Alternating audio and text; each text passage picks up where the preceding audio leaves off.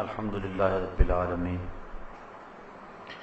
والعاقبۃ للمتقین والصلاة والسلام علی سید الانبیاء والمرسلین قال اللہ تعالی وتبارک فی القرآن المجید والفرقان الحمید بسم اللہ الرحمن الرحیم یا بنی آدم قد انزلنا علیکم لباسا یواری سوآتکم وریشا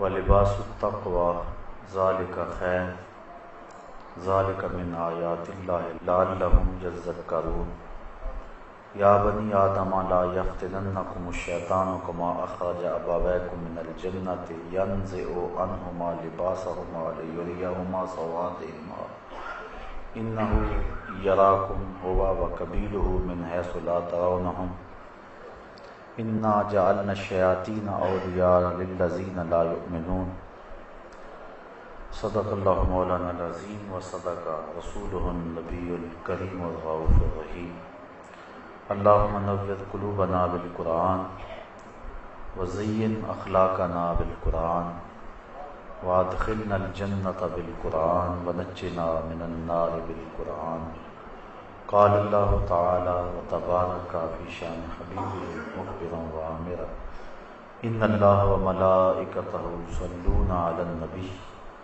یا ایھا الذین آمنوا صلوا علیہ وسلموا تسلیما الصلاۃ والسلام علیک یا رسول اللہ وعلی آلک واصحابک یا محبوب رب العالمین الصلاۃ والسلام علیک یا رسول اللہ وعلی آلک واصحابک یا راحت العاشقین ز مہجوری برآمد جان عالم تراحم یا نبی اللہ تراحم ناخر رحمت للعالمین ز محروما چرا فارغ نشینی برو آبر سرز برد یمانی کہ روح تست صبح زندگانی ادیم طائف نالین پاکن شراک از رشتہ جہاں ماکن چے باشد گر کنی سوئے نگاہ ہمیشہ گرم باشد گاہے گاہے نگاہ یا رسول اللہ نگاہ ہمیشہ گرم باشد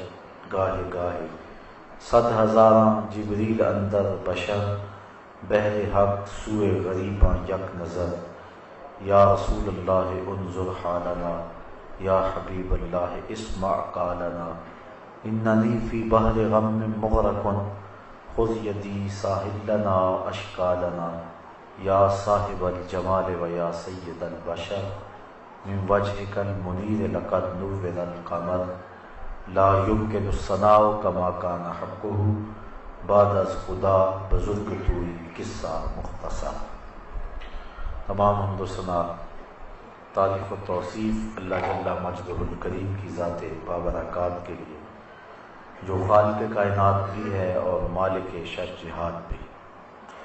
اللہ جل وعلا کی حمد و ثنا کے بعد حضور نبی اکرم شفیع امم رسول محتشم نبی مکرم اللہ کے پیارے امت کے سہارے رب کے محبوب دانائے غیوب مالک رقاب امم فخر عرب و عجم والی کون و مقام سیاہ لا مقام سید انس و جاں سرور لالا رخاں نیر تاباں سر نشین مہوشاں ماہ خوباں شہنشاہ حسینہ تتمہ دوراں سر خیل زہرہ جمالاں جلوہ صبح ازل نور ذات لم یزل باعث تکوین عالم فخر عالم و بنی آدم نیر بطحا رازدار ما اوہا شاہد ما تغا صاحب علم نشرہ معصوم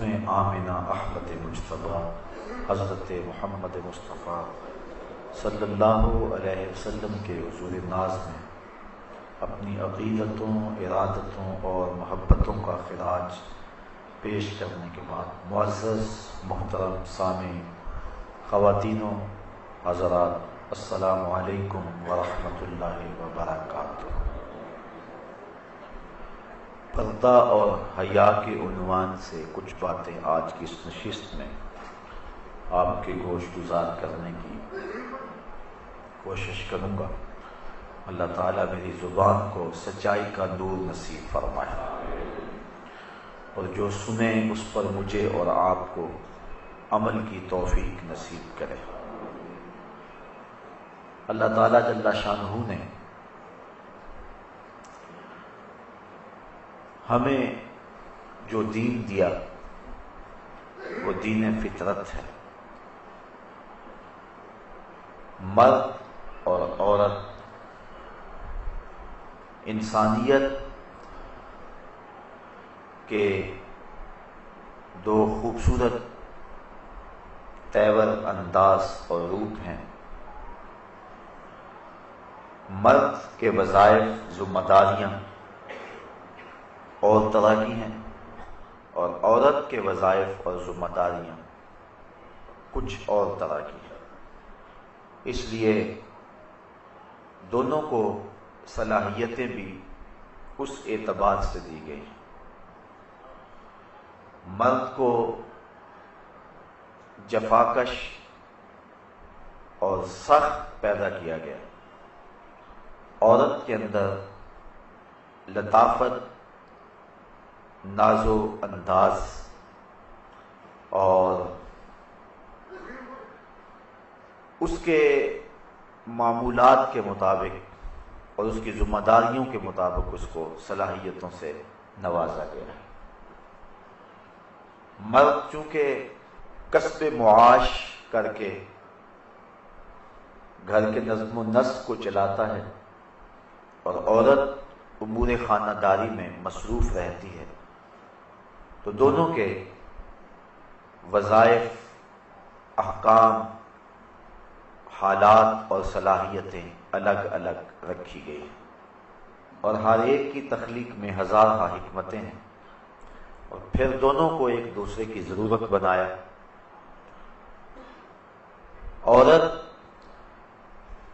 چار دیواری کی زینت ہے، مرد اس کائنات کا حسن، بانگپن اور عروج ہے۔ دونوں کے وظائف مختلف بنائے۔ عورت کو شریعت نے پردے میں رہنے کی جو تاکید کی ہے، اس میں عورت پر جبر اور ظلم نہیں، بلکہ یہ پردہ اس کی آبرو کا محافظ ہے، اس کے حیا کا تیور ہے، اور اس کی غیرت کا نشان ہے۔ یہ عورت کے لیے کوئی قید خانہ نہیں، بلکہ یہ اس کا اعزاز ہے، اس کی تکریم ہے۔ لائبریری کے اندر ہزارہ کتابیں موجود ہوتی ہیں، لیکن کسی کتاب کے اوپر غلاف نہیں چڑھایا جاتا۔ قرآن مجید اللہ کی کتاب ہے، اور یہ ساری کتابوں پر تفوق اور مرتبہ رکھتی ہے اور عزت و احترام کے لائق ہے، تو اس کو غلاف میں لپیٹا جاتا ہے۔ اگر قرآن مجید کے اوپر غلاف ڈالا جائے تو اس کا یہ مطلب نہیں ہے کہ یہ اس کتاب کے ساتھ ظلم ہے، بلکہ اس کتاب کو خصوصیت اور اہتمام کے ساتھ غلاف میں رکھنا اس کتاب کی عزت اور عظمت کا بیان ہے۔ اللہ تعالیٰ نے جو عورت کو پردے کا حکم دیا ہے تو یہ عورت کی آبرو ہے۔ یہ بات ذہن میں رکھیں کہ یہ نہیں ہے کہ مرد کو پردے کا حکم نہیں ہے، مرد کو بھی پردے کا حکم دیا گیا ہے، عورت کو بھی پردے کا حکم دیا گیا ہے، صرف جو پردے کی جگہ ہے اس میں فرق ہے۔ مرد ناف سے لے کر کے گھٹنوں تک اس کی اتنی جگہ یہ شرمگاہ کہلاتی ہے، اور اس کو پردے میں رکھنا واجب ہے، اور عورت سر سے لے کر پاؤں تک عورت ہے، اس لیے اس کو پردے کی تاکید کی گئی ہے۔ ایک زمانہ تھا کہ عورت کو مرد نے اپنی خواہشات کی تکمیل کا کھلونا سمجھا تھا، اور ہمیشہ مرد نے اس کی آبرو سے اور اس کی عزت سے کھیل کر کے اس کی تذلیل کی ہے۔ افلاطون نے عورت کو از قبیل جن سے انسان ماننے سے انکار کیا۔ وہ کہتا ہے یہ انسان کی ہم شکل تو ضرور ہے لیکن انسان نہیں ہے۔ انسان کی ضرورت کے لیے، انسان کی تسکین کے لیے اور مرد کی راحت کے لیے اس کو پیدا کیا گیا ہے۔ یہ انسان کو جنم تو دیتی ہے لیکن خود انسان نہیں ہے۔ کسی نے کہا کہ عورت بدی کا سرچشمہ ہے۔ اتنی دیر تک اللہ کا قرب نہیں مل سکتا جب تک عورت سے جدائی اختیار نہیں کی جاتی۔ اسلام نے عورت کو مرتبہ دیا۔ بدھ نے کہا کہ یہ بدی کا سرچشمہ ہے، اس سے جدا ہو جاؤ گے تو پھر تمہیں اللہ کا قرب ملے گا۔ لیکن اسلام نے ہمیں جو عورت کا مرتبہ بتایا، ہم دیکھتے ہیں کہ بسا اوقات حضرت عائشہ رضی اللہ تعالی عنہا کے بستر میں حضور کو وحی آیا کرتی تھی۔ کہاں عورت بدی کا سرچشمہ قرار پاتی ہے اور کہاں حضور کو اپنی زوجہ محترمہ کے بستر میں وحی کے نزول کے آثار پیدا ہوتے ہیں۔ بلکہ حضور نے فرمایا حبب الیہ من دنیاکم ثلاث، مجھے تمہاری دنیا سے 3 چیزیں ہی پسند ہیں، الطیب والنساء وجعلت قرۃ عینی فی الصلاۃ، ایک خوشبو، دوسری منکوحہ عورتیں، اور تیسرا میری آنکھوں کی ٹھنڈک نماز میں رکھی گئی ہے۔ تو عورت کو اسلام نے ہی مرتبہ دیا۔ تو پہلے لوگوں نے عورت کو ایک کھلونا سمجھا اور اس کے ساتھ جو سلوک کیا وہ تاریخ سے چھپا ہوا نہیں۔ لیکن جب عورت کی آنکھیں کھلی، اسلام نے اس کو عزت دی۔ ماں، بہن، بیٹی اور بیوی کے روپ کے اندر اس کو وقار کی مسند پہ بٹھایا گیا۔ تو وہی پرانے شکاری ایک نیا جال لے آئے۔ پہلے تو انہوں نے عورت کو کھلونا سمجھا اور اس کو اس صورت کے اندر دیکھا، لیکن جب دیکھا کہ اس کی آنکھیں کھل گئی ہیں اور اسلام نے اس کو مرتبہ دے دیا ہے، تو پھر انہوں نے جال نیا بچھایا اور کہا کہ تیری آزادی میں یہ رکاوٹ ہے اسلام، تجھے مخصوص حجاب کے اندر رکھ کر کے تیرا استحصال کرنا چاہتا ہے، اس لیے تو جس طرح چاہے، جس طرح تیرے من میں آئے تو اپنے حسن کی نمائش کرے، تجھے کوئی روک نہیں سکتا، یہ تیری آزادی پہ قدغن ہوگی۔ جن لوگوں نے پہلے عورت کو کھلونا سمجھا، وہی شکاری نیا جال لے آئے اور اس طرح انہوں نے عورت کو گھر کی 4 دیواری سے نکال کر کے انہیں محفلوں کی زینت بنایا، جبکہ عورت کا حسن گھر کے اندر ہی رہنا ہے، چونکہ اس کی خلقت اسی لیے کی گئی ہے۔ اقبال کہتا ہے کہ اس راز کو عورت کی حقیقت ہی کرے فاش، مجبور ہیں معذور ہیں مردان خرد مند، کیا چیز ہے آرائش و زیبائش میں زیادہ، آزادی نسواں یا زمرد کا گلو بند۔ یہ عورت کی فطرت ہی بتا سکتی ہے کہ اس کے لیے حسن کہاں ہے۔ وہ گھر کی زینت بن کے رہنا پسند کرتی ہے کہ یہ چراغ محفل، وہ مردوں کے شانہ بشانہ سڑکوں پہ پتھر کوٹتی پھرے اور وہ ہوٹلوں کے اندر مردوں کی ہوسناک نگاہوں کا شکار ہوتی رہے، یہ اس کا حسن ہے؟ یا گھر کو سنبھال لے اور اپنے بچوں کی تربیت کرے اور انہیں معاشرے کا بہتر اور کارآمد حصہ بنائے؟ عورت کے لیے ان 2 وظائف میں سے کون سا وظیفہ ہے؟ ایک عورت کی فطرت ہی اس بات کو بتا سکتی ہے۔ تو یہ پرانے شکاریوں نے ایک نیا جال بچھایا اور عورت کو اپنے سفلی جذبات کی تسکین کے لیے کھلونا ہی دیکھنا چاہا، لیکن انہوں نے ایک اور جال بچھا کے عورت کو پھانس لیا۔ اب دیکھیے قرآن مجید میں ہمارا رب ہم سے کیا کہہ رہا ہے۔ یا بنی آدم، اے اولاد آدم، قد انزلنا علیکم لباسا یواری سوآتکم وریشا، بے شک ہم نے تمہاری طرف ایک لباس وہ اتارا کہ تمہاری شرم کی چیزیں چھپائے، اور ایک وہ کہ تمہاری آرائش ہو۔ یعنی لباس کے مقاصد بیان کیے گئے۔ لباس کے بنیادی مقاصد 3 ہیں: گرمی اور سردی سے انسان کو بچانا، دوسرا انسان کی عزت آبرو کی حفاظت کرنا اور اس کی شرم والی چیزوں کو چھپانا، اور لباس کا تیسرا مقصد زینت دینا ہے۔ لباس پہن کر کے انسان مہذب لگتا ہے۔ اگر انسان لباس کے بغیر ہی معاشرے کے اندر چلنے پھرنے لگ جائے تو اس میں اور پھر جانوروں میں کوئی فرق باقی نہیں رہتا ہے۔ اللہ تعالیٰ نے انسان کی حیت ایسی بنائی ہے کہ اس کے لیے لباس ضروری ہے، اور اس مقصد کو یہاں بیان فرمایا: اے آدم کی اولاد، بے شک ہم نے تمہاری طرف ایک لباس وہ اتارا جس سے تمہاری شرم کی چیزیں چھپ جائیں، اور ایک لباس وہ جس سے تمہاری آرائش ہو۔ وَلِبَاسُ التَّقْوَىٰ، اور ایک لباس پرہیزگاری کا لباس ہے، تقوی کا لباس ہے۔ اور فرمایا ذَلِكَ خیر، یہ لباس بہتر لباس ہے۔ آگے فرمایا ذَلِكَ مِنْ آیاتِ اللَّهِ لَعَلَّهُمْ يَذَّكَّرُونَ، یہ اللہ کی نشانیوں میں سے ہے تاکہ کہیں وہ نصیحت مانے۔ اللہ تعالیٰ نے تمہاری نصیحت کے لیے یہ ساری چیزیں بیان کر دیں، اور تمہارا لباس بھی اللہ کی من جملہ نشانیوں میں سے ایک نشانی ہے۔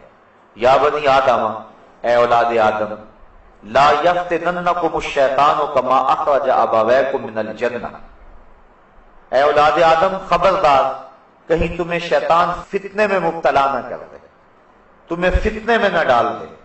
کما اخرج ابویکم من الجنہ، جس طرح تمہارے ماں باپ کو اس نے بہشت سے نکلوایا۔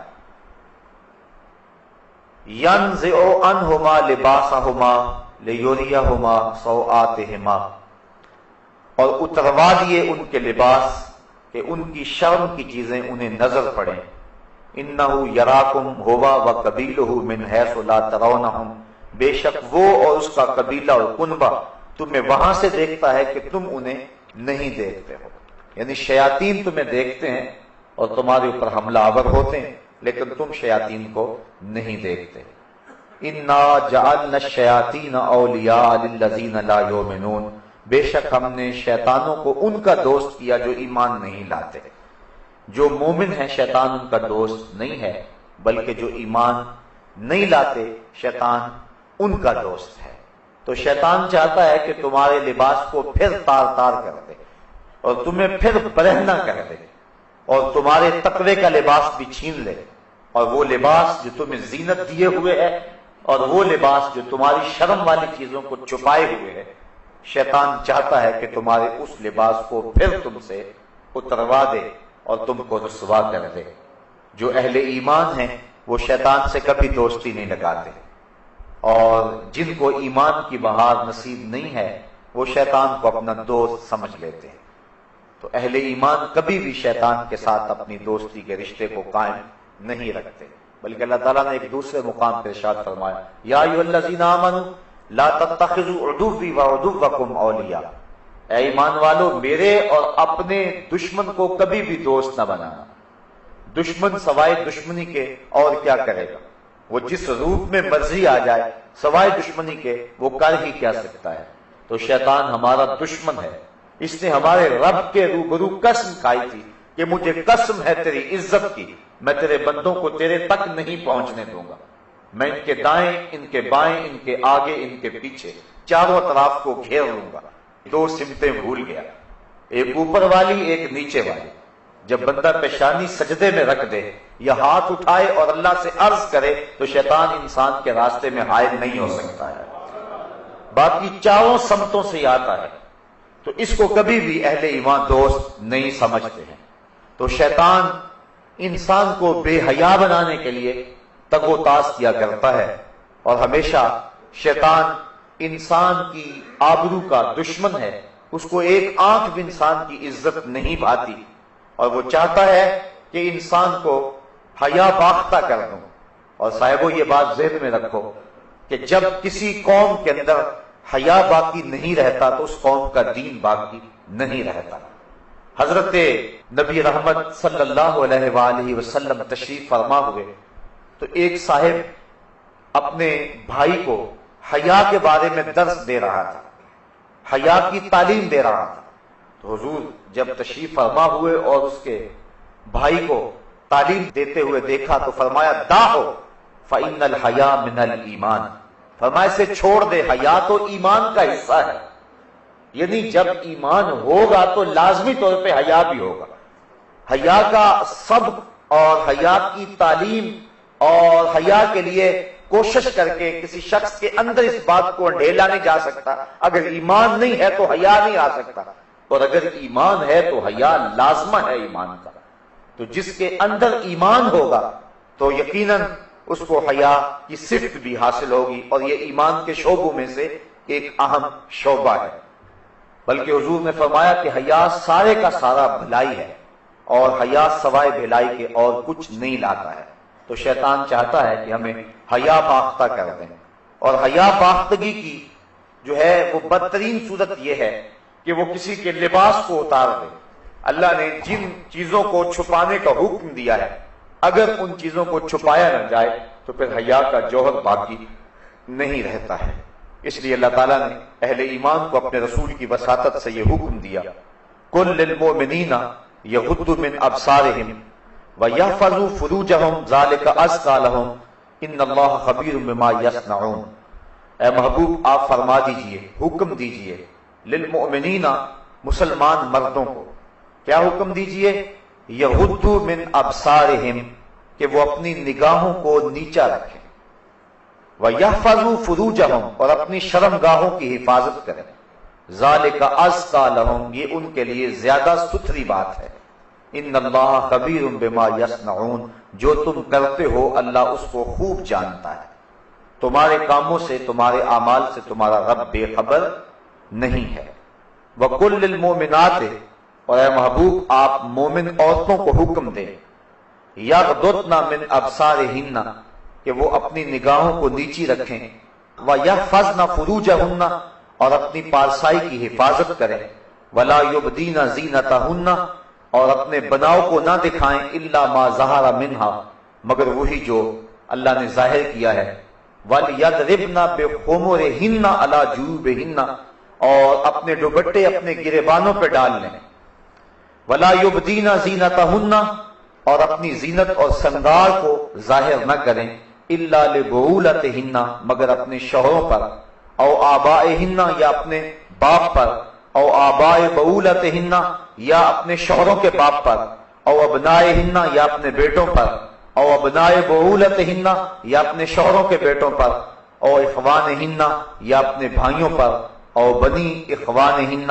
یا اپنے بھتیجوں پر، او بنی اخواتہن، یا اپنے بھانجوں پر، او نسائہن، یا اپنے دین کی عورتوں پر، او ما ملکت ایمانہن، یا جو ان کی ملک میں کنیزیں اور لونڈیاں ہیں، اب التابعین غیر اول الاربۃ من الرجال اب الطفل، اور یا وہ نوکر، شرط یہ ہے کہ وہ شہوت والے مرد نہ ہوں، یا وہ بچے الذین لم یظہروا علی عورات النساء، جنہیں عورتوں کی شرم کی چیزوں کی خبر نہیں ہے، اتنے چھوٹے ہیں، ولا یضربن بارجلہن، اور اپنے پاؤں زمین پر اتنے زور سے نہ رکھیں، لِيُعْلَمَ مَا يُخْفِينَ مِنْ زِینَتِهِنَّ، کہ ان کا جو سنگار ہے وہ لوگوں پر ظاہر ہو، وَتُوبُوا إِلَى اللَّهِ، اور اللہ کی طرف رجوع کریں، جمیعا سب کے سب، أَيُّهَا الْمُؤْمِنُونَ، اے اہل ایمان، لَعَلَّكُمْ تُفْلِحُونَ، تاکہ تم فلاح پا جاؤ.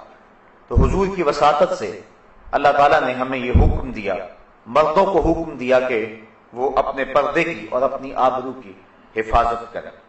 حضرت سعید بن ابو الحسن حضرت حسن بصری سے روایت کرتے ہیں کہ میں نے حضرت حسن بصری سے پوچھا کہ جو اجمی عورتیں ہیں وہ اپنے سینے اور بالوں کو کھولے رکھتی ہیں تو ہم کیا کریں؟ تو حضرت حسن بصری نے قرآن مجید کی اس آیت کی طرف اشارہ کیا، فرمایا وہ اگر حیا باختہ ہیں اور اپنے سینے اور اپنے سر کھولے پھرتی ہیں تو تمہیں تو تمہارے رب نے حکم دیا ہے کہ نظروں کو نیچا رکھیں، اس لیے تم نے اپنی آبرو کی از خود حفاظت کرنی ہے. وَيَحْفَظُوا فُرُوجَهُمْ، اور اپنی شرمگاہوں کی حفاظت کریں. حضور نبی رحمت صلی اللہ علیہ وسلم نے فرمایا صحابہ بازاروں میں بیٹھنے سے اجتناب کیا کرو۔ صحابہ نے عرض کی حضور ہمارا گزر نہیں ہے، چونکہ وہ ہمارے بیٹھنے کی جگہیں ہیں اور ہم وہاں بیٹھ کر کے باتیں کرتے ہیں۔ تو حضور نے فرمایا اچھا تمہیں پھر بازاروں میں بیٹھنے کی اجازت دیتا ہوں، لیکن شرط یہ ہے کہ تم بازار کا حق ادا کرو۔ تو صحابہ نے عرض کی حضور بازار کا حق کیا ہے؟ تو حضور نے ارشاد فرمایا امر بالمعروف نہی عن المنکر، نیکی کا حکم دینا اور برائی سے منع کرنا، کوئی تکلیف دہ چیز پڑی ہو تو اس کو ہٹا دینا، چوتھا حق کے سلام کرنے والے کا جواب دینا، اور پھر حضور نے فرمایا اپنی نظروں کو نیچا رکھنا۔ اگر تم بازار میں بیٹھنا چاہتے ہو تو اپنی نظر کی تم نے حفاظت کرنی ہے۔ حضور نبی رحمت صلی اللہ علیہ وآلہ وسلم نے ارشاد فرمایا کہ نظر شیطان کے زہر آلود تیروں میں سے ایک تیر ہے، اور اگر کوئی شخص اپنی نظر کی حفاظت کرتا ہے تو اللہ تعالی جل شانہ اس کو عبادت کی لذت نصیب فرما دیتا ہے۔ اگر کسی شخص کی نظر پاک نہیں رہتی تو اس کو سجدوں کی لذت نصیب نہیں ہو سکتی، اس کو قیام کا لطف نہیں مل سکتا، چاہے وہ سین حرم میں پڑھے یا مسجد نبوی میں پڑھے۔ اور جو شخص اپنی نظر کی حفاظت کر دیتا ہے اور اپنی نظر کو ناپاکی سے اور اپنی نظر کو بدی سے محفوظ رکھتا ہے، جب وہ سجدہ کرے گا تو سجدے کی لذت ملے گی، جب رکوع کرے گا تو رکوع کا لطف نصیب ہوگا، جب قیام کرے گا تو قیام کا مزہ نصیب ہوگا۔ عبادت اور ایمان کی ایک لذت ہوتی ہے جو ایک مومن کو نصیب ہوتی ہے، تو جو شخص اپنی نظر کی حفاظت کرے اللہ تعالیٰ اس کو عبادت کا سرور اور عبادت کی لذت نصیب فرما دیتا ہے۔ تو اہل ایمان کو اس بات کا حکم دیا گیا، بلکہ حضور نے اپنے عمل سے صحابہ کے سامنے اس کی مثال پیش کی۔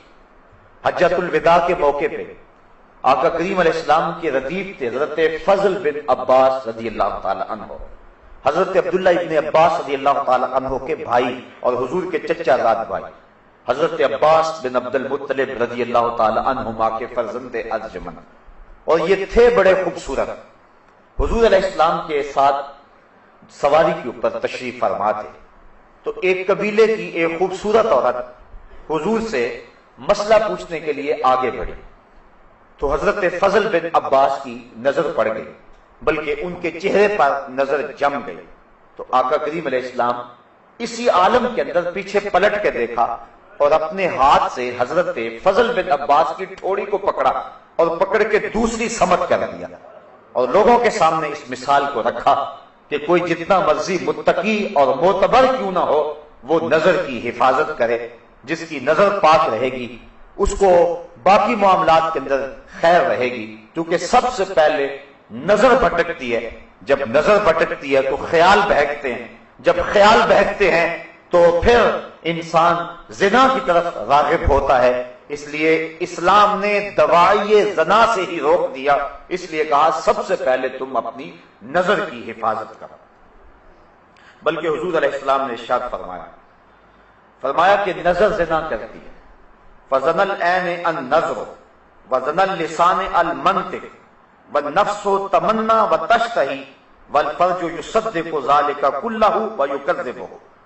فرمایا کہ انسان کی نظر کا زنا یہ ہے، آنکھ کا زنا یہ ہے کہ آدمی دیکھے کسی کو، اور فرمایا زبان کا زنا یہ ہے کہ بات کرے، پھر نفس جو ہے اس کی تمنا کرتا ہے اور اس کی آرزو کرتا ہے، پھر انسان کی شرمگاہ یا اس کی تصدیق کر دیتی ہے تمام کی تمام، اور یا پھر ان تمام کی وہ نفی کر دیتی ہے۔ دو صورتوں میں ایک صورت ضرور ہوتی ہے، اس لیے اپنی نظر کی حفاظت کرے اور اپنی آواز سے بھی حفاظت کرے۔ آج کل موبائل کے ذریعے سے مختلف پیکج آئے ہیں اور گفتگو کا زنا اور نظر کا زنا پورے عروج پہ ہے۔ جب کسی قوم کے اندر یہ بدی پھیلتی ہے تو اللہ اس قوم سے برکت کو اٹھا لیتا ہے۔ آج ہمارے میں برکت نہیں ہے، دولت کی کثرت کے باوجود بھی ہر بندہ شاکی ہے۔ جب تک ہماری نظر طاہر اور پاک نہیں ہوتی ہے ہمارے من کے اندر اجالے اور روشنیاں پیدا نہیں ہو سکتی ہیں۔ تو اللہ تعالیٰ نے اہل ایمان کو یہ حکم دیا، اے محبوب آپ ارشاد کر دیں اہل ایمان کو یغضوا من ابصارہم، کہ وہ اپنی نظر کی حفاظت کریں۔ اگر انسان کی نظر پڑ جاتی ہے تو اس کے لیے حکم ہے النظرۃ الاولی والثانیۃ علیک، فرمایا پہلی نظر تجھے معاف ہے چونکہ اس میں تیرا قصد نہیں ہے، اگر اسی نظر کے تسلسل کو برقرار رکھتا ہے یا دوسری مرتبہ دیکھتا ہے تو فرمایا وہ تیرے اوپر وبال ہوگی۔ تو پہلی نظر کی معافی دی گئی کیونکہ اسلام جو ہے وہ دین فطرت ہے، تو جہاں انسان کی جہاں کمزوری ہے، جہاں اس کی بے اختیاری ہے، وہاں چھوٹ دے دی گئی، لیکن اس کے بعد اگر اس نظر کا تسلسل برقرار رہتا ہے یا پھر دوسری نظر کوشش کر کے دیکھتا ہے اور تعاقب کرتا ہے تو پھر فرمایا وہ تیرے اوپر وبال ہے۔ اور وہ آنکھ جو غیر محارم کو دیکھتی رہی کل قیامت کے دن جہنم کی آگ سے بھر دی جائے گی۔ اور 3 آنکھیں حضور نے فرمایا قیامت کے دن کوئی آنکھ نہیں ہوگی جو رو نہیں رہی ہوگی، صرف 3 آنکھیں ہوں گی کہ جن میں آنسو نہیں ہوں گے اور جو نہیں رو رہی ہوں گی۔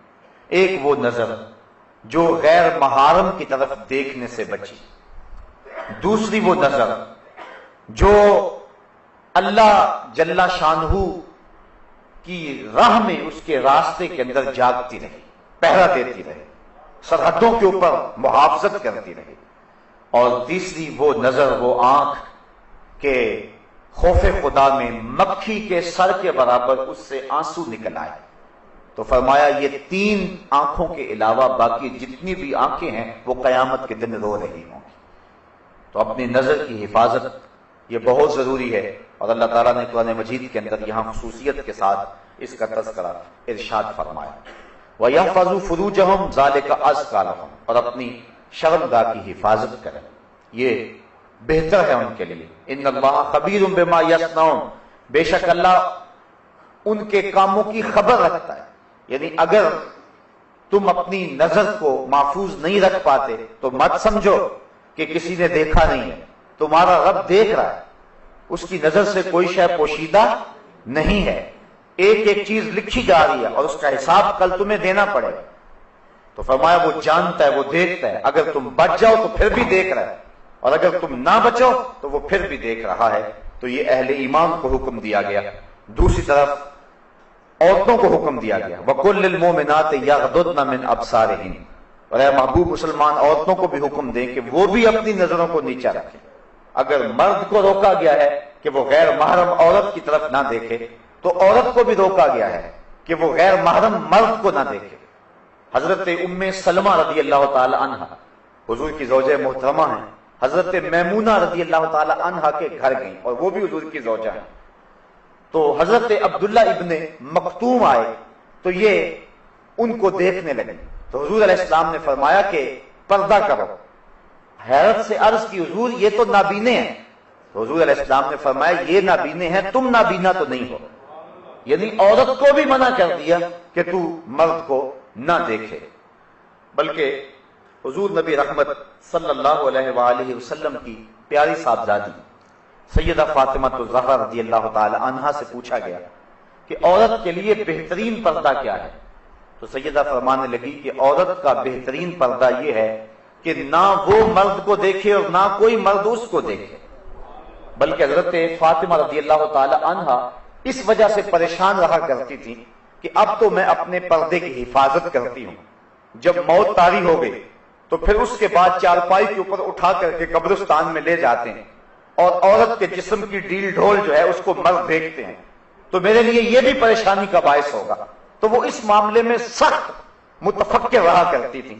حضرت اسماء بنت امیس رضی اللہ تعالی عنہا سے انہوں نے ایک دن یوں بات کی تو وہ فرمانے لگی کہ میں نے حبشے کے اندر لوگوں کو دیکھا ہے کہ وہ عورتوں کے لیے ایک خاص ڈولی ہے، اور آپ نے کہا کہ میں آپ کو بنا کے دکھا دیتی ہوں۔ انہوں نے کھجور کی 4 شاخیں منگوائیں اور پھر چارپائی کے 4 پایوں کے ساتھ باندھ دی اور ان کو آپس میں جوڑ دیا اور اس کے اوپر پردہ ڈال دیا اور کہا کہ میں نے یوں حبشہ کے اندر دیکھا ہے۔ تو حضرت فاطمہ الزہرا اتنا خوش ہوئی اس بات پر کہ یہ ایک اچھا طریقہ مل گیا ہے اور اس طرح عورت مرنے کے بعد بھی اپنے پردے کی اور اپنی آبرو کی اس طرح سے حفاظت کر سکتی ہے. تو یعنی اس انداز کے ساتھ اور اس صورت کے اندر جو ہے وہ ہمیں سبق اور درس دیا گیا. اور سیدہ فاطمہ زہرا تو وہ ہیں کہ سورج نے بھی کبھی ان کے بال نہیں دیکھے تھے، بلکہ قیامت کا دن ہوگا اور جب سیدہ فاطمہ زہرا رضی اللہ تعالی عنہا 70,000 حوروں کے جلوہ میں میدان حشر سے گزریں گی تو ایک دم آواز آئے گی، یا معشر الجمع غضوا ابصارکم، اے اہل معاشر اپنی نگاہوں کو نیچا کر لو، اس لیے کہ محمد صلی اللہ علیہ وآلہ وسلم کی بیٹی فاطمہ کا گزر ہو رہا ہے. تو اہل معاشر کو نظریں جھکانے کا کہا جائے گا چونکہ انہوں نے زندگی میں اپنے پردے کی اپنی جان سے زیادہ حفاظت کی، اور اللہ تعالیٰ جل شانہ ان کو قیامت کے دن بھی اس انداز کے ساتھ اعزاز و تکریم عطا فرمائے گا. حج کے موقع پر ایک آزمائش ہے. احرام کی شرط ہے کہ عورت اپنے چہرے کو نہ چھپائے، یعنی اپنے چہرے کو ننگا رکھے. کیوں؟ اس لیے کہ امتحان گاہ میں مرد اور عورت کھڑے ہوتے ہیں، اللہ کا گھر سامنے. اللہ دیکھنا چاہتا ہے میرا بندہ میرے سے ڈر کر کے اپنی نظر کی حفاظت کرتا ہے کہ نہیں کرتا ہے. ایک طرف عورت کو کہا کہ چہرہ نہیں چھپانا اور دوسری طرف مرد کی آزمائش ہے کہ تو نظر کی حفاظت کرنا ہے. وہ ایک مشق کروائی جا رہی ہے کہ حج کے بعد اس کو کف بصر کی عادت پڑ جائے اور وہ اللہ تعالیٰ کے بابرکت گھر کے سامنے جو مزاج پختہ کر کے آیا ہے بعد میں بھی اس مزاج پر عامل رہے. لیکن حضرت عائشہ رضی اللہ تعالیٰ عنہ فرماتی ہیں کہ احرام کی شرط تھی چہرہ ننگا رکھنا، لیکن جب مرد ہمارے سامنے آتے تھے تو ہم کسی پنکھے کے ساتھ، وہ جو دستی پنکھا ہوتا ہے، اور کسی ایسی چیز کے ساتھ یا کپڑے کے ساتھ، یعنی چہرے کو تو لگا نہیں سکتے، اس سے تو جو ہے وہ پھر دم پڑ جائے گا اگر چہرہ چھپ گیا، تو دور کر کے مردوں کے سامنے کر دیتے تھے کہ اس حالت میں بھی وہ ہمارا چہرہ نہ دیکھ سکے. حضرت سیدہ فاطمہ زہرا رضی اللہ تعالی عنہا کا پردہ، حضرت عائشہ رضی اللہ تعالی عنہا کا پردہ، بلکہ مشکات کتاب الجنائز کی آخری روایت ہے. حضرت عائشہ رضی اللہ تعالی عنہ فرماتی کہ حضور کے وصال کے بعد، حضرت سیدنا صدیق اکبر کے وصال کے بعد بھی میں جب ان کی قبور پر زیارت کے لیے جاتی تو میں معمولی اوڑھنی اوڑھ کے چلی جاتی اس خیال سے کہ ایک میرا شوہر ہے اور دوسرا میرا والد ہے، تو میں معمولی اوڑھنی اوڑھ کر کے وہاں چلی جایا کرتی، حضور کی تربت انور کی زیارت کیا کرتی. فرمایا پھر کچھ عرصہ گزرا کہ حضرت عمر فاروق رضی اللہ تعالی عنہ کی بھی تدفین ہو گئی. اب ام المومنین کیا فرماتی ہیں فواللہ ما دخلتہ الا وانا مشدودۃ علی ثیابی حیاء من عمر، کہ اس کے بعد جب بھی میں جاتی تو موٹا کپڑا لے کر جاتی، مجھے حضرت عمر سے حیا آیا کرتی تھی. ایک تو یہاں حضرت ام المومنین کا عقیدہ سمجھیے، اور دوسرا حیا کی کیفیت یہ ہے کہ حضرت عمر فاروق رضی اللہ تعالی عنہ سے جو کہ قبر میں ہے اور مٹی کے کتنے پردے ہیں اوپر، لیکن فرمایا اس کے باوجود میں اوڑھنی اوڑھ کے جایا کرتی تھی کہ مجھے حضرت عمر فاروق سے حیا آیا کرتی تھی.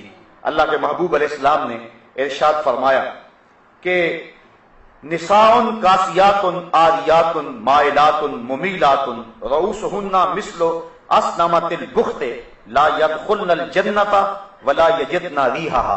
فرمایا بہت ساری عورتیں کہ جنہوں نے کپڑے تو پہنے ہوئے ہیں لیکن ان کا لباس اس طرح کا ہے کہ ان کے ابھار اور ان کی پردے والی چیزیں ظاہر ہوتی ہیں، وہ لوگوں کو اپنی طرف مائل کرنے والی ہیں اور لوگوں کی طرف مائل ہونے والی ہیں، اور ان کے سر ایسے ہیں جس طرح بختی اونٹوں کی کوہانے ہوں.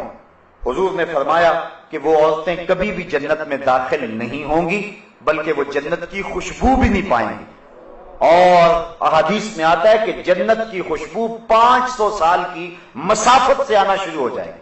ابھی بندہ 500 سال دور مسافت پہ ہوگا کہ جنت کی مہک آنا شروع ہو جائے گی. لیکن جو عورتیں لباس پہننے کے باوجود بھی برہنہ رہتی ہیں اور جو لوگوں کو مائل کرتی ہیں اور ان کی طرف مائل ہوتی ہیں، اقبال نے کہا تھا نوجوانہ چوں زنا مشغول تن از حیا بیگانہ پیرانے کہن، کہ میری قوم کی حالت یہ، آج سے 60-70 سال قبل اقبال نے کہا میری قوم کی حالت یہ ہے کہ جو جوان ہیں وہ اپنے تن میں مشغول ہو گئے، ہر وقت کنگھی پٹی میں لگے رہتے ہیں، ہر وقت وہ اپنے جسم کو سنوارنے میں لگے رہتے ہیں، جبکہ یہ وظیفہ عورتوں کا ہے، یہ مردوں کا نہیں ہے۔ لیکن بیوٹی پارلر پہ اب تو مرد بھی سج کے آتا ہے عورت کے ساتھ ساتھ۔ تو نوجوانہ چو زنا مشغول تن، اقبال کہتا ہے کہ جو مرد ہیں، جوان ہیں، وہ بھی عورتوں کی طرح اپنے تن میں مشغول ہیں۔ از حیا بیگانہ پیرانے کہن، اور جو بوڑھے ہیں وہ بھی حیا سے بیگانہ ہو گئے۔ ایک روایت کے لفظ ہیں، حضور نے ارشاد فرمایا کہ تم میں سے بہتر جوان وہ ہیں جو بوڑھوں کی پیروی کریں، اور بدترین بوڑھے وہ ہیں جو جوانوں کی پیروی کریں۔ جوانوں کو بوڑھوں کے نقوش قدم پہ چلنا چاہیے، لیکن بوڑھوں کو جوانوں کے نقوش قدم پہ نہیں چلنا چاہیے، بلکہ ان کو اپنے بڑھاپے کا حیا ہونا چاہیے۔ اگر بوڑھا بھی ہو گیا اور نظر کے اندر حیا پیدا نہ ہوا، قبر میں ٹانگیں چلی گئی، لیکن نظر پھر بھی بدکاری کرتی ہے، تو اس سے جو ہے وہ بدبختی اور زیادہ کیا ہو سکتی ہے۔ میاں صاحب نے شاید ایسے لوگوں کے بارے میں کہا تھا، ہڈیاں کمبن گوڈے کھڑکن تے اڑ گیا لک تیرا، اجے بھی بدیوں باز نہ آئوں جیو مرد دلیرا۔ تو اقبال کہتا ہے نوجوانہ چو زنا مشغول تن، از حیا بیگانہ پیرانے کہن، دخترانے او بچشم خود اسیر، شوخ چشموں شوخ بینوں خردہ گیر، ساختہ پرداختہ دل باختہ ابرواں مثل دو تیغ آختہ۔ یہ وہی اسی حدیث کے ترجمے ہیں، مائلاتن ممیلاتن، خود کسی کی طرف لڑک جانے والی ہیں اور معمولی سی بات سے کسی طرف مائل ہو جانے والی، اور جو ہے وہ کسی کو اپنی جانب اپنی اداؤں سے، اپنے ناز و نخرے سے اور اپنے عشموں سے لوگوں کو اپنی طرف مائل کرنے والی ہیں۔ اور حضور نے ارشاد فرمایا کہ یہ عورتیں اپنے سروں پر اس طرح جوڑے رکھیں گی۔ دیکھیے حضور نے 1400 سال قبل ہی یہ بات بتا دی، جس طرح بختی اونٹوں کی کوہانیں ہوتی ہیں، اور فرمایا کہ یہ عورتیں ایسی ہیں جو جنت میں جانا تو دور کی بات ہے، جنت کی خوشبو بھی نہیں پا سکیں گے۔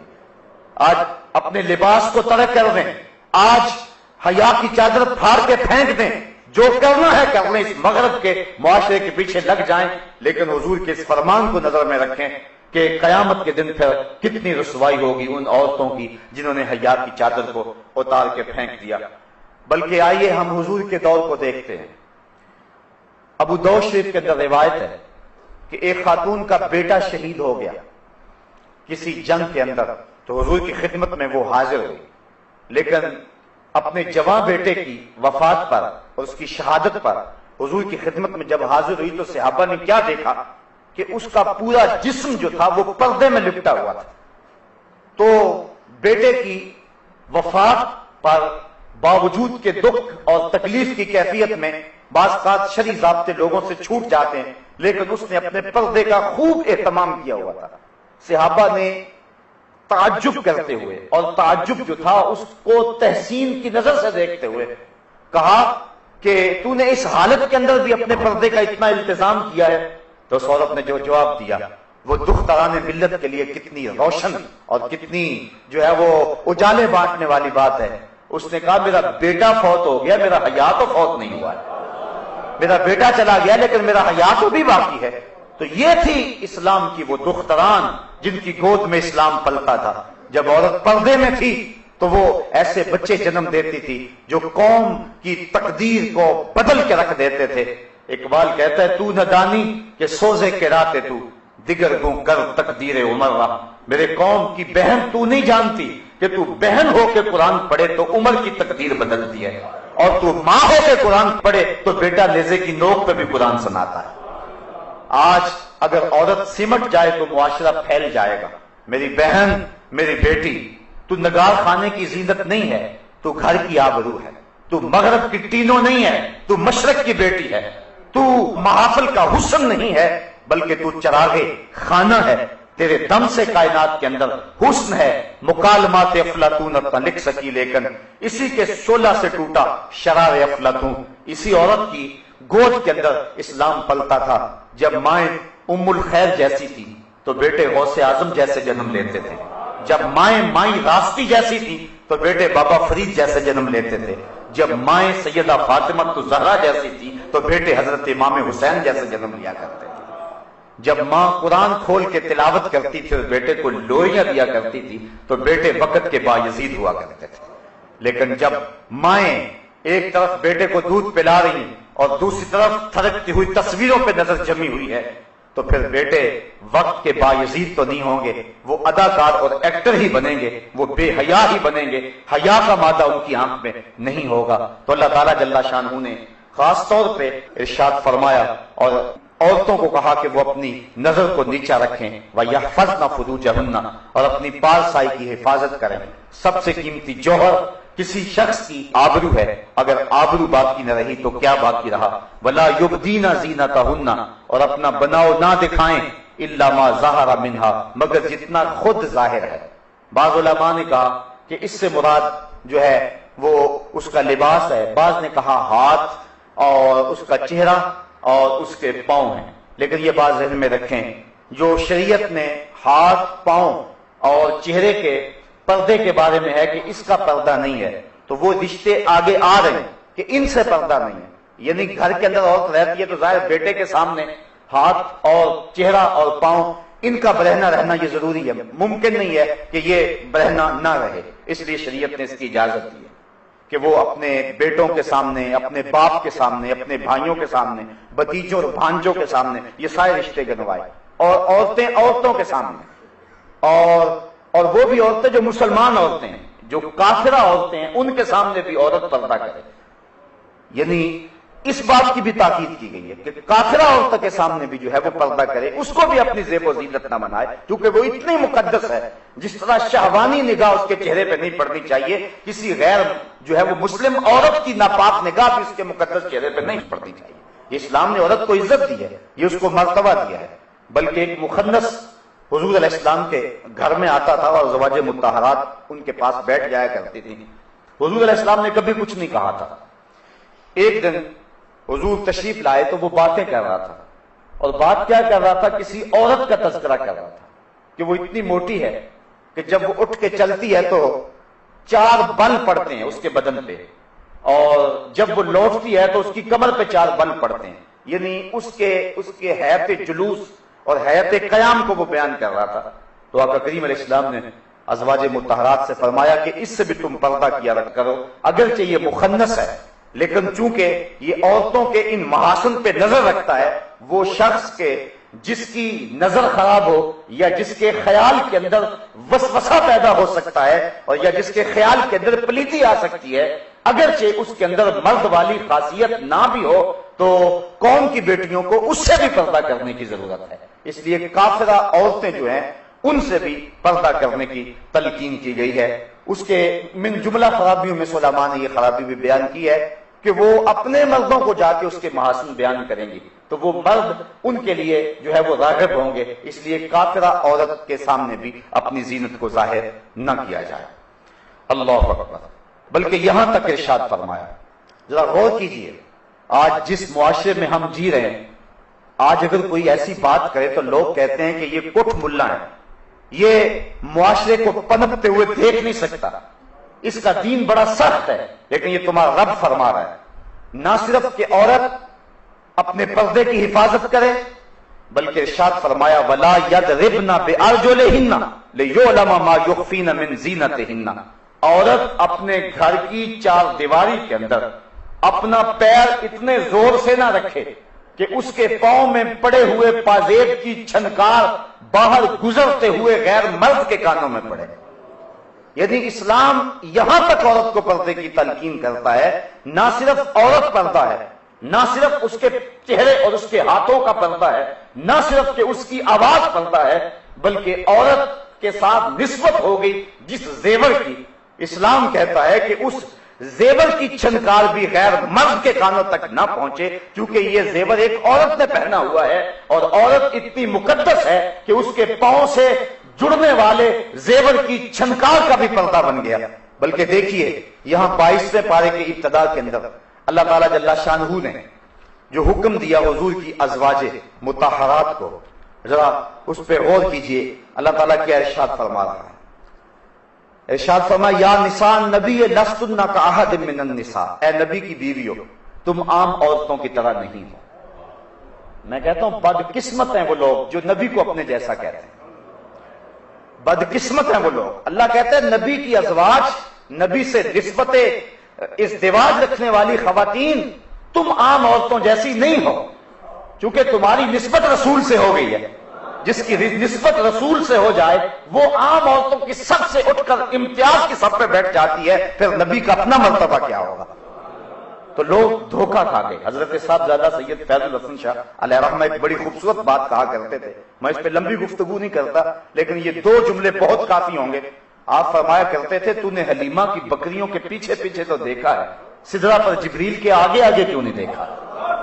اور اقبال کہتا ہے کہ تو نے یوسف کو کنویں میں دیکھا تو کیا دیکھا؟ ارے ناداں جو مطلق تھا مقید کر دیا تو ابھی تک کنویں میں دیکھ رہا ہے، وہ تو مصر کے تخت کا مالک بھی بنا ہوا ہے. تو اپنی نظر کو بدلنے کی ضرورت ہے. تو اللہ فرماتا ہے یا نساء نبی، اے نبی کی ازواج، لستن کاحد من النساء، تم عام عورتوں کی طرح نہیں ہو. ان اتقیتن فلا تخضعن بالقول فیطمع الذی فی قلبہ مرض وقلن قولا معروفا.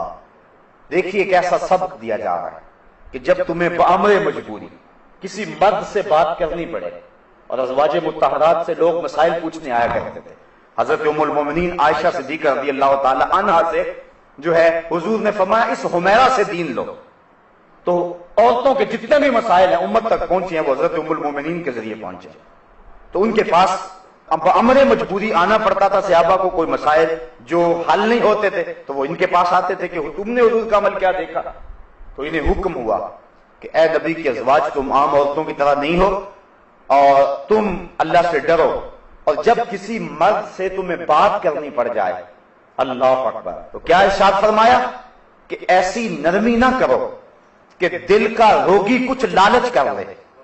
یعنی اپنے لہجے کے اندر ایسی نرمی پیدا نہ کرنا کہ جس کے دل کے اندر کھوٹ ہے اور روگ ہے وہ تمہارے لہجے کے گداز اور لہجے کی نرمی سے کوئی اور معنی حاصل کر لے اور تمہاری طرف مائل ہو جائے. کہا نہیں، وَقُلْنَا قَوْلًا مَعْرُوفًا، ہاں تم اچھی بات کرو، وقار کے ساتھ بات کرو، لیکن عورت کو حکم ہے کہ اگر اسے غیر مرد سے بات کرنے کی نوبت آ جائے، یہ لفظ بول رہا ہوں، نوبت آ جائے بامر مجبوری، تو اس کے لیے بھی شریعت نے آداب مقرر کر دیے کہ وہ غیر مرد سے مٹک مٹک کر کے اپنے لہجے کو سوار کر کے لفظوں کے غلاف اپنے مفہوم پہ چڑھا کے اور جو ہے وہ مختلف جملوں کو ترتیب دے کے اور ہنس کے مٹک کے بات نہ کرے. بلکہ اللہ نے نبی علیہ السلام کی ازواج کو، حالانکہ ازواج رسول ہے اور مومنوں کی مائیں ہیں، اور جو مسئلہ پوچھنے آ رہے ہیں اور جن سے گفتگو کرنے کی مجبوری ہے وہ صحابہ ہیں، وہ ابو بکر و عمر ہیں، وہ عثمان و علی ہیں، وہ بلال حبشی ہیں. لیکن اس کے باوجود فرمایا کہ تم پھر بھی اپنے لہجے اور اپنی گفتگو کے انداز پہ نظر رکھو کہ یہ پاک تینت لوگ تو آیا کرتے ہیں، کوئی ایسا بھی آ سکتا ہے کہ جس کے دل میں روگ ہو اور تمہارے لہجے کی نرمی سے وہ کوئی اور معنی اخذ کر لے. اس لیے تم اچھی بات کرو لیکن اپنے لہجے کے جو ہے وہ نرمی اور لہجے کی لچک پیدا نہ کرو تاکہ جو ہے وہ تمہارا روب ان کے اوپر برقرار رہے. تو یہ تو ام المومنین اور ازواج مطہرات کو جو مومنوں کی مائیں ہیں امہات المومنین، یہ ان کو حکم دیا ہے. اور آج موجودہ دور میں جس طرح عورت مرد کے ساتھ بات کرتی ہے اور اگر کوئی تھوڑی سی لہجے کے اندر سختی یا مختصر بات کر کے جو ہے وہ عورت مرد سے بات چھوڑ دے تو لوگ کہتے ہیں کہ تیری بیوی جو ہے وہ اکھڑ ہے، اس کو بولنے کی تمیز نہیں ہے، یہ تانے سن لو کوئی بات نہیں ہے. لیکن یہ تانے دنیا پہ ہے، اصل ہماری زندگی آخرت کی زندگی ہے. ہم نے اس کا حسن اور اس کا نور اور اس کی روشنی دیکھنی ہے.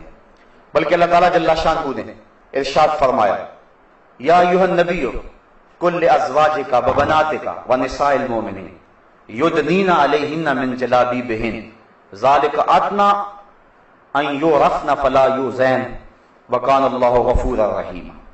اے نبی اپنی ازواج کو، اپنی صاحبزادیوں کو اور مسلمان عورتوں کو حکم دے، ان کو ارشاد کریں کیا؟ یدنین علیہن من جلابیبہن، کہ وہ اپنی چادروں کا ایک حصہ اپنے منہ پہ ڈال رکھیں، یعنی پردے کا حکم دیا گیا. بعض لوگ کہتے ہیں کہ جو ہے وہ آنکھوں کا پردہ ہوتا ہے، یہ کہ نہیں، اور گمراہ کن اصطلاح ہے. پردہ تو جی آنکھوں میں ہونا چاہیے. اور بالخصوص آج کل جو جعلی اور 2 نمبر پیر ہیں وہ اس بات کا بڑا ڈھنڈورا پیٹتے ہیں کہ حیا آنکھ میں نہیں ہے تو پھر جو ہے وہ پردے میں حیا کیسے ہو سکتا ہے. جس چیز کو اللہ اور اس کے رسول نے ہمارے لیے بطور ضابطہ بیان کر دیا، کس شخص کو حق پہنچتا ہے کہ اس کو بدلے، چاہے جتنا مرضی پیر کیوں نہ ہو. پیر اور مریدنی کا بھی آپس میں پردہ ہے۔ حضور علیہ السلام کی جب صحابیات نے بیعت کی تو انہوں نے کہا کہ حضور آپ ہم سے مصافحہ فرمائیں، تو حضور نے فرمایا لا اصافح النساء، میں عورتوں سے مصافحہ نہیں کیا کرتا۔ آؤ میں اور آپ اپنے اہل خانہ کو، قوم کی بیٹیوں کو اور اپنی قوم کی خواتین کو پردے کی تاکید کریں۔ مرد اپنی نظر کی حفاظت کریں اور عورت پردے میں سمٹ جائے۔ یہ پردہ، یہ برقع، یہ چادر جس کو اللہ تعالیٰ نے جو ہے وہ جلباب کہا، یہ چادر اور یہ برقع، یہ اس کے لیے کوئی قید خانہ نہیں۔ میری بہن، میری بیٹی، یہ برقع تیری آبرو کا پہرا ہے، یہ تیرے حیا کا تیور ہے۔ تیرے برقعے کی ایک ایک سلوٹ تیری آبرو کا پتہ دیتی ہے، اس لیے تیرا پردے میں جانا اور تیرا سمٹ جانا یہ قوم کے پھیلنے کی دلیل ہے۔ جب قوم کی بیٹیاں پردے میں تھیں تو معاشرہ روشنیاں پا گیا تھا اور زمانے کو باغپن ملا تھا، اور جب عورتیں پردے سے نکلی اور فطرت بدلی تو پھر جو ہے سوائے تباہی کے ہمارے مقدر میں کچھ نہ ہوا۔ آج ہماری بدقسمتی یہ ہے کہ شریعت کے جو ضابطے ہیں ہم ان کے برعکس چل رہے ہیں۔ مرد کو حکم ہے کہ وہ اپنے ٹخنے ننگے رکھے اور عورت کو حکم ہے کہ وہ اپنی شلوار وغیرہ لٹکا کے رکھے تاکہ اس کے پاؤں بھی جو ہے وہ ڈھک جائیں، لیکن عورت جو ہے وہ اپنی شلوار کو کھینچ کر کے جو ہے وہ بہت اوپر لے گئی ہے، اور جو مرد ہے وہ بالکل نیچے لٹکا رہا ہے۔ مجھے بتاؤ، اگر حسن گھٹنے چھپانے میں ہے تو پھر عورت ظاہر کیوں کر رہی ہے، اور اگر حسن گھٹنے ظاہر کرنے میں ہے تو پھر مرد کیوں چھپا رہا ہے؟ مجھے لگتا ہے جس طرح ہم نے کوئی ضد باندھی ہوئی ہے شریعت سے، مرد کو کہا کہ تو نے ٹخنے ظاہر کرنے ہیں تو وہ الٹا ان کو چھپا رہا ہے، اور عورت کو حکم ہے کہ تو نے اپنے ٹخنوں کو چھپانا ہے، وہ الٹا اس کو برہنہ کر رہی ہے۔ ہم شریعت بیضاء سے ٹکر نہ لے اور اللہ اس کے رسول کے حکموں سے مقابلہ نہ شروع کریں، بلکہ جو ہمیں حکم دیا گیا ہے اس حکم پر پورا اترنے کی کوشش کریں۔ تو آئیے میں اور آپ اپنے گھروں میں اپنے اہل خانہ کو پردے کی تلقین کریں اور ان کو حضور کے طریقہ کے مطابق زندگی گزارنے کا درس دیں۔ اللہ مجھے آپ کو اپنی رحمتیں عطا فرمائے۔ آفاق کے ہر ہر گوشے میں قرآن سنا کر دم لینا، اب رکنا نہیں، اب تھمنا نہیں، فردوس میں جا کر دم